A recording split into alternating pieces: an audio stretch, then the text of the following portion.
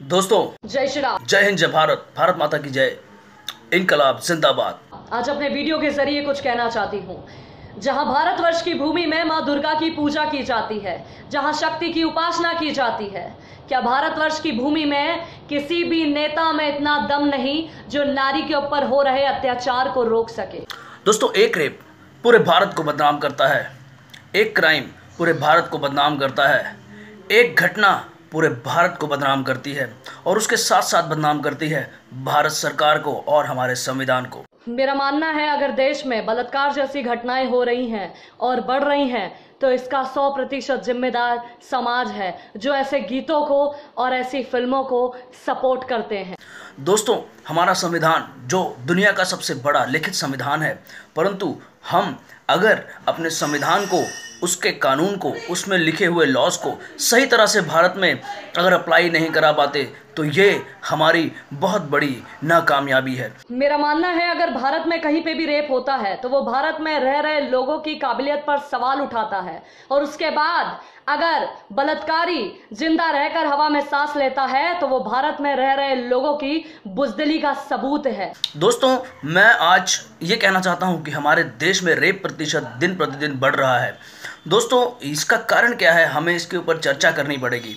हमें ये सोचना पड़ेगा कि इसका सोल्यूशन क्या होगा। ये जनता को जागरूक होना चाहिए और सरकार को क्राइम के प्रति बहुत ही ज़्यादा सजग होने की ज़रूरत है, क्योंकि सबसे पहली बात, अगर भारत में कोई बाहर से आके इन्वेस्ट करता है तो वो क्राइम रेट को देख के ही करेगा। दूसरी बात, अगर भारत की इमेज बाहर खराब होगी, विदेशों में खराब होगी, तो कोई भी भारत की तरफ रुख नहीं करेगा। आज हमारी देश की लड़कियां बॉलीवुड की नकली जिंदगी जीने वाली हीरोइनों से प्रेरणा लेती हैं, परंतु वो भूलती जा रही हैं इस देश की असली शेरनियों को।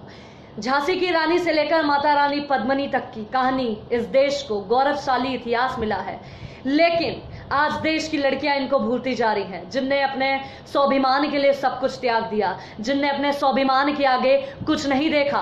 आज लड़कियां इनकी कहानियां और इनको भूलती जा रही हैं, तो कहां से अपने बचाव के लिए लड़ना सीखेंगी। आज मेरा सवाल उन माता पिता से है जो अपने बच्चों को पिक्चरें दिखाते हैं, नकली हीरोइनों को उनका आइडल बनाते हैं, नकली हीरोइनों से प्रेरणा दिलवाते हैं। मैं पूछना चाहती हूं कि आप अपनी लड़कियों को उनके बचाव में लड़ना क्यों नहीं सिखाते हैं? अगर एक तरफ आप नकली जिंदगी जीने वाली बॉलीवुड हीरोइनों से उनको प्रेरणा दिलवा सकते हैं, तो दूसरी तरफ इस देश की शेरनियां रानी लक्ष्मीबाई से लेकर माता रानी पद्मिनी तक की, जिनने अपने स्वाभिमान के लिए त्याग दिया सब कुछ, जिनने अपने स्वाभिमान के आगे कुछ नहीं देखा, जहां आप प्रेरणा नकली हीरोइनों से दिलवा सकते हैं, तो क्या आप अपनी बच्चियों को प्रेरणा इस देश की शेरनियों से नहीं दिलवा सकते?